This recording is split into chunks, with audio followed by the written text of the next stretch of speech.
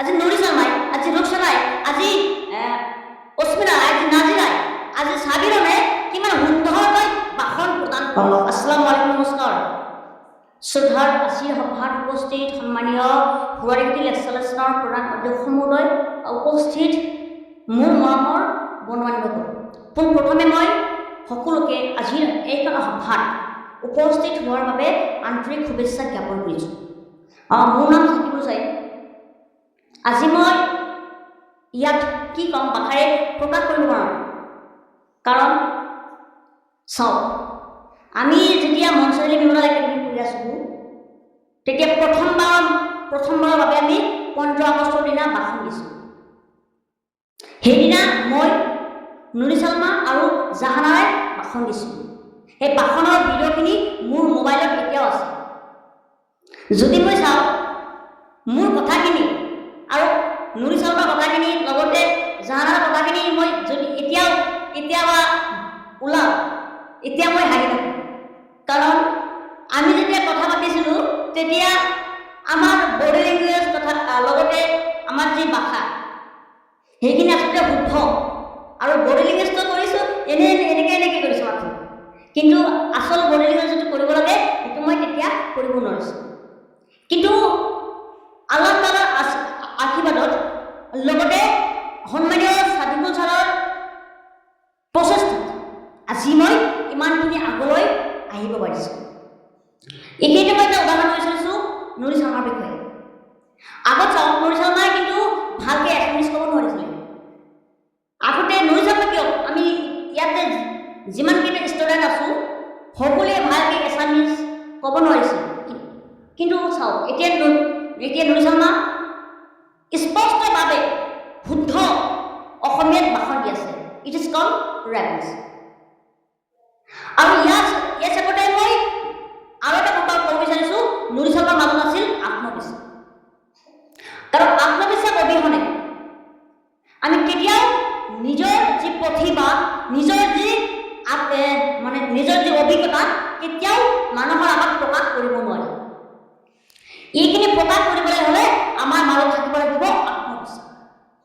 যদি আত্মবিশ্বাস আমাৰ মাজত থাকে, তেন্তে আমি পৃথিৱীৰ সকলো কামেই সমাধান কৰিব পাৰিম। চাওক, পৃথিৱীত যদি আটাইতকৈ ডাঙৰ যিটো ভয় সেইটো হৈছে পাব্লিক স্পিকিং। কিন্তু চাওক, আজি উমেদুমে, আজি নুৰি শৰ্মাই, আজি ৰুকসানাই, আজি অস্মিনা, আজি নাজিৰাই, আজি সাবিৰনে কিমান সুন্দৰকৈ ভাষণ প্ৰদান কৰি আছে।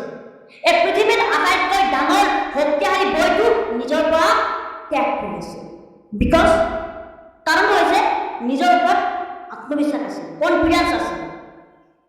চ' মই কওঁ যে আগত যি আমাৰ যিমানখিনি আচলতে আগত ভাষা, আত্মবিশ্বাস, তাৰপিছত বডি লেংগুৱেজ আছিল, কিন্তু আগৰ পৰাই এতিয়া অলপ ডেভেলপ হৈছে।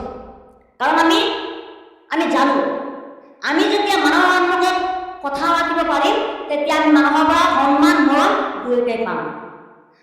আমি সকলোৱে জানো, কথাত পতা যায়, কথাত বতা যায়।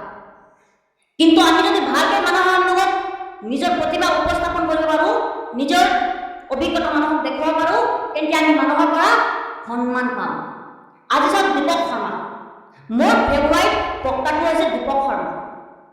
মই দীপক শৰ্মাক মোৰ সপোন, মই এদিন দীপক শৰ্মাৰ লগত এটা পিকচাৰ উঠিম, মই দীপক শৰ্মাৰ লগত হেণ্ডশ্বেক কৰিম। কাৰণ দীপক শৰ্মা এজন প্ৰফেশ্যনেল লেকচাৰাৰ।